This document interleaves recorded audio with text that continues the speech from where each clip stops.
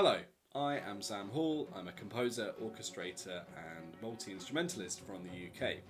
I recently completed Jason Graves' course in composing for video games, which is a brilliant course that you should all take if you're interested in the technicalities of game music, interactive music. But that's all finished and my final assignment is handed in, and that's what we're going to look at today. We had to take an existing game. I chose Hollow Knight, which is a game that I've never played, and I've also never heard the original soundtrack or any of the music from the game at all. It had quite a Tim Burton feel to it, which I was attracted to. I love the kind of music of Danny Elfman. So we had to write 6 pieces of music, a main theme, and then some exploring music and some high kind of tension explore music, and then a couple of stingers to transition over the different sections. We're going to look at all the individual elements and see how I made them, and then we'll also see how it syncs up with the video gameplay. Cool, let's get into it.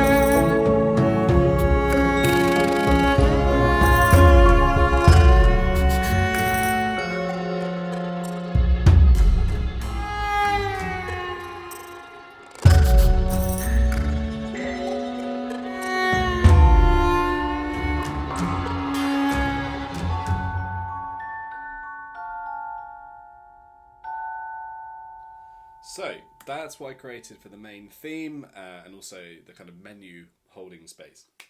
So I realised after I wrote this that I basically ripped off Harry Potter's John Williams, the Face of Voldemort cue. I'm going to play it now. It sounds very similar melodically.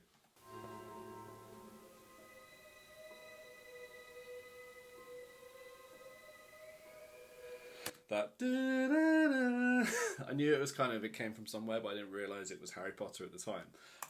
You'll hear it now. It's kind of also got a bit of a Harry Potter vibe, so apologies, John. It's not dead. I don't know why I did that. John Williams is not dead. I kind of wanted Celeste because it kind of felt like sort of this mystical Danny Elfman-ish world, and I came up with that kind of little chord progression. And then on the top we've got some lovely Spitfire strings, frozen stuff, doing some nice shimmery textures. And I think, yes, I have done my classic trick of put a tremolator on one of the channels just to make it not so kind of Danny Elfman acoustic. There's a slight electronic element. And then also doubling that melody is the Mini Moog Coppertop plugin, which is it's kind of like, it's just sort of like white noisy thing, which I put some like Valhalla reverb on. So that sort of doubling all that melody was kind of, I think, felt like it sort of set up the atmosphere nicely. And then because I wanted I didn't want to just rely on loads of VSTs. I wanted to try and record as much percussion as possible myself. So we've got a mixture of sort of suspended cymbal. So I used like a cabasa, this thing. There's some tambourines and stuff. And then I did end up using Spitfire, like a mixture of like their toys percussion, but put on tremolator to make it sound just a little bit different. Because I was looking up the concept of the game, it's all kind of, you're battling all these like strange insecty creatures. So I thought about creating a kind of like clicky clacky, like almost like crickets. Like I think that sound is great. It's like one of those fish things you do, guiro. But with a tremolator it sort of sounds insecty, you know?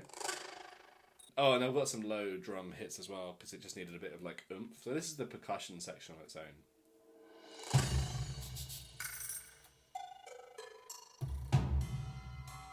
It's a little gong as well that I played somewhere.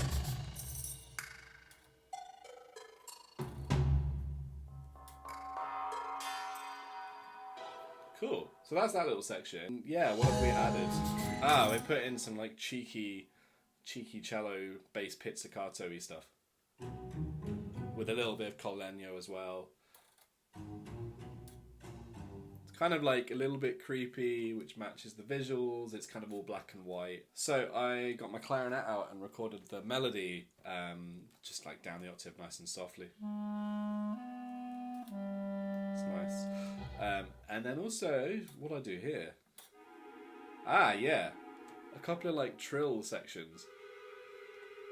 I think that's Spitfire again. And then they got this little middle section. I wanted a contrasting section that felt a little bit more, had a little bit more hope. So I thought the cello was quite a good place to start.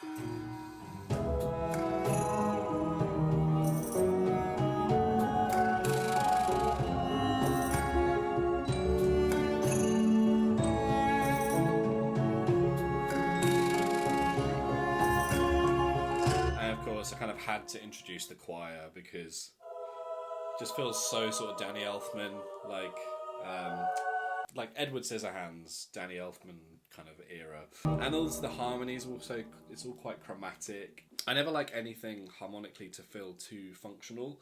I always like to kind of lean into chromaticisms and sort of, I don't know, just taking you to places that you don't quite expect. That's kind of what I love, is sitting down at a keyboard and being like, okay, I want this new section to start in this key. Like, how can I like go around the houses but still kind of get back to where we need to get back to? And this time I actually didn't. I couldn't work out how to get back to the original starting key in a way that felt good. So when the melody comes back and repeated, we're down a whole tone.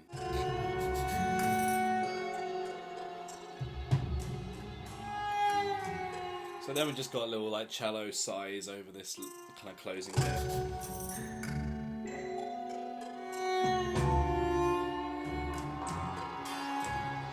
And then a little just celeste celesta, I don't know what people say. Little outro there. So that's the menu cue. We've got a little transition section as well where I'll just play it to you without the music. So the main character, it sort of transitions from the menu and then he's falling down and then he lands, boom, with a big superhero landing. So this is what I came up with.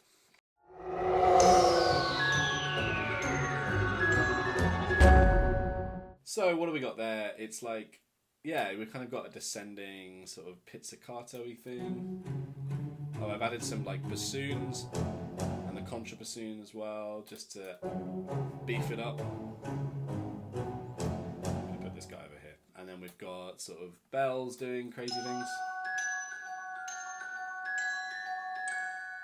We've also got some rising strings, which I love these. I think these are East-West. It's like the classic creepy strings. I just knock some top end off them just to sort of sit them in the texture. And then we've got some... So we've got a big chromatic run from the strings. Pretty cheesy. But it's kind of in the texture that it's more of... You get more of the effect than a kind of literal just like falling down. And then the strings on top. But we've got... Oh yeah, we've got... So that's the same synth as the opening, the Moog Copper Top, which is such a cool sound. It's basically just like a white noise sweep down. And then to get into it, I just did like a little... What do I do? We've got a little cymbal roll. So you've also got a reverse celeste sound,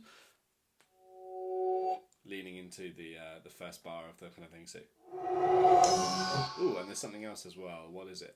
Yeah, Kinetic Toys. This is a really nice plugin from Native Instruments, and it's like this. It's so pretty, but they have this really cool one called Dragon Fairy Tales, and It just sort of sounds like, I don't know.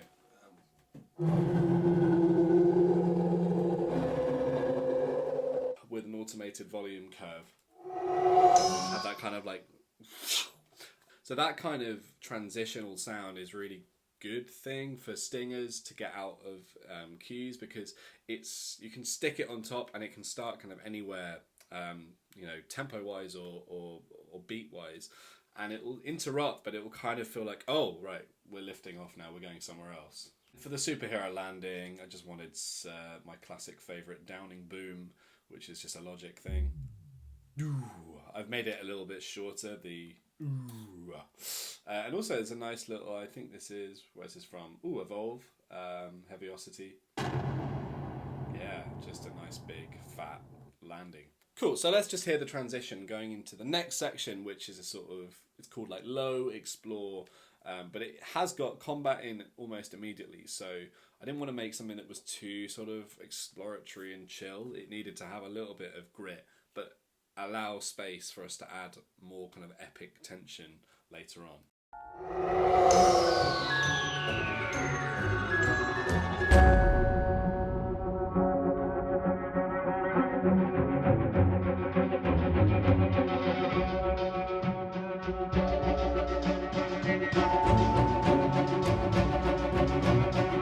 So, we've got a mixture of VSTs, and then the only live instrument we've got here is cello, which I recorded live, but I've made it quite dirty.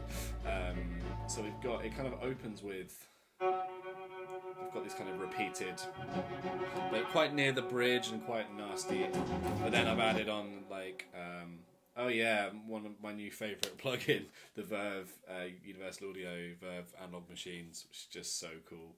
It's just a saturator which makes everything sound awesome. So originally this was a much thicker texture. Yeah, I had some taikos in here as well, but it felt too much, so just taking them out just gave us space to grow a little bit more. So we've got a kind of a hi-hat rhythm, and then a few little kind of drummy things adding in on top. What are we using? Probably a lot. Oh yeah, action strikes, which I think are great. We've also got this downing boom, so the cinematic toms get a little bit kind of heavier. I didn't want this to feel like too alienated from the first section, but obviously you can hear already it is a bit of a jump, kind of style-wise. It feels more sort of like classic video gamey. But I thought by kind of keeping in the little like cheeky, creepy, low string pizzicato things, that kind of ties it to the first section. So we've got these kind of things still. You know, a really easy trick is using, which I'm sure a lot of people use, is using action strings. Action strings are, in some ways, brilliant, and in other ways, like, really annoying. Because they're so easy to use, and they sound so good just using them out the box. But the problem is that everyone's music starts to sound the same, because we're all using the same ostinatos. So I only ever really use them for... because you can do loads of different kind of like crazy things. You know, I only really ever use them for this purpose. So just for repeated quavers, they sound great. But I've also layered on top of that some spiccato strings doing just like occasional accents, and that's just the Spitfire thing. So if we just have a look. So they're not playing every beat, they're just highlighting occasional ones to make them sound just even more kind of human. I'm really wary of action strings because it's a shame that so much media music sounds the same, in my opinion, and I think that is kind of laziness of people using things like this. But the thing is, not all of us, and certainly I don't, have access to full orchestras, so to get your stuff sounding as good as possible, you do have to rely on pre-recorded cells. And, you know, let's face it, if it sounds good, who really cares? Then we've got a little cello melody starting in the sort of second half, which again I wanted to make quite sort of dirty, so yeah, it's quite handsy, Pirates of the Caribbean.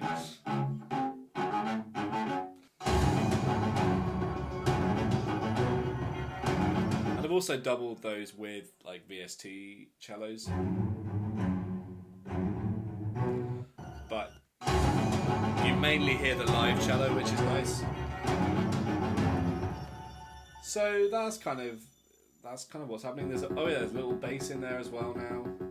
Finally, we've got this celesta with some effects on the top. I've committed to the word celesta rather than celesta, I think. I still don't know.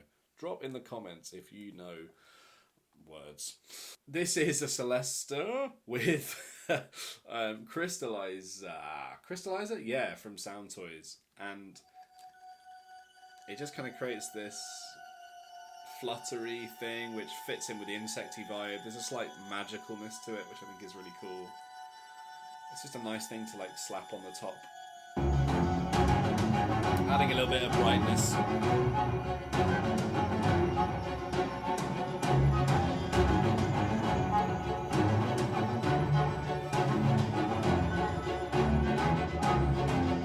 Then we need a stinger to get us out of this low tension into the high tension.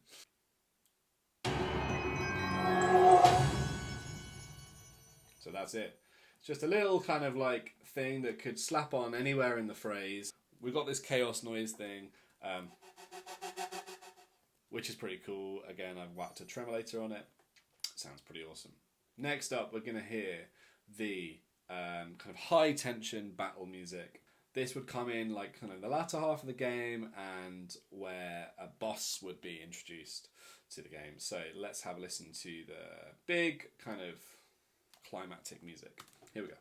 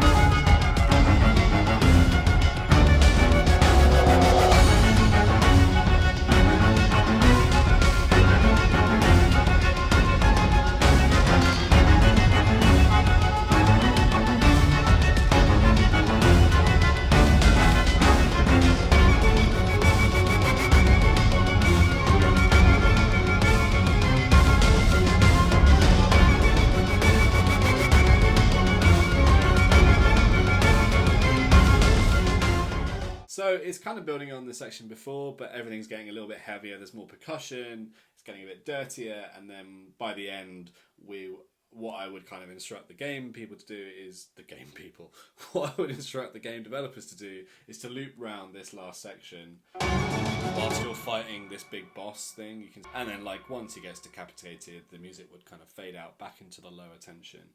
So here's the biggest section of percussion.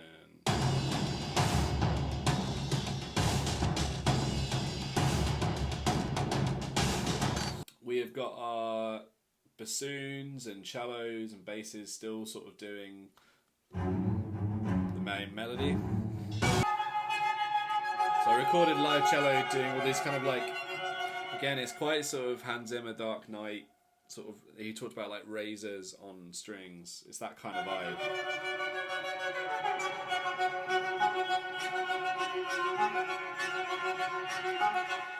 Pretty horrible stuff. And then I've also added my twinkly effectsy Celeste over the top. And then yeah, this last section just goes full on. It does feel like the most ostinato-y section. So I added in like sort of top strings as well. And then to kind of get out of this crazy section and back into some low tension, I created this final stinger. I wanted it to start on the subdominant of the key to kind of feel like, we've gone somewhere else. We've kind of like gone to a different place harmonically. So this is what I did for the kind of...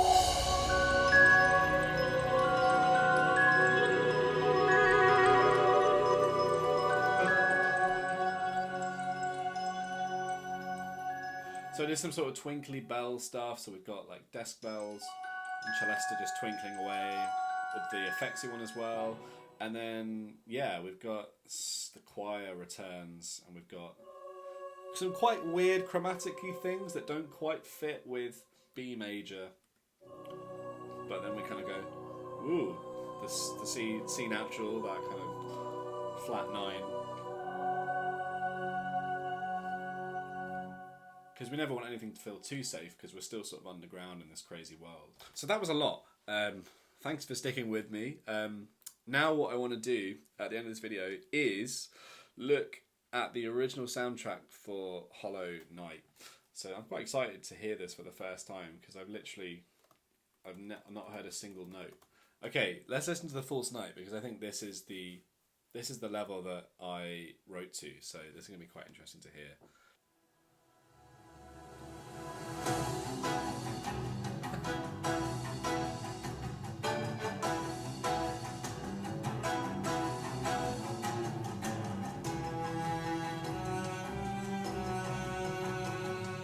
Well, that's crazy. So we're both using cellos. We're both using kind of like driving percussion underneath.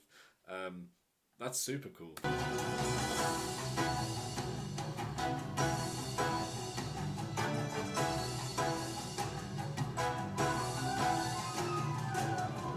I think I kind of went a bit darker with it, maybe like slightly more epic style. I'm not saying like epic as in better, epic just in sort of like scale of epicness. So yeah, interestingly, quite a lot of similarities with the keyboard-based melodies and the cello, percussion. Thanks so much for watching this video. I know it was probably quite long, and probably you're not watching this, and if you are not watching this, then you won't be hearing me say this, so this is all irrelevant. But if you are here, thank you. Please, if you haven't already, just give it a little like, share, and subscribe. I know it's very cringy, but it really does help. And gives me more motivation to do more. So, anyway,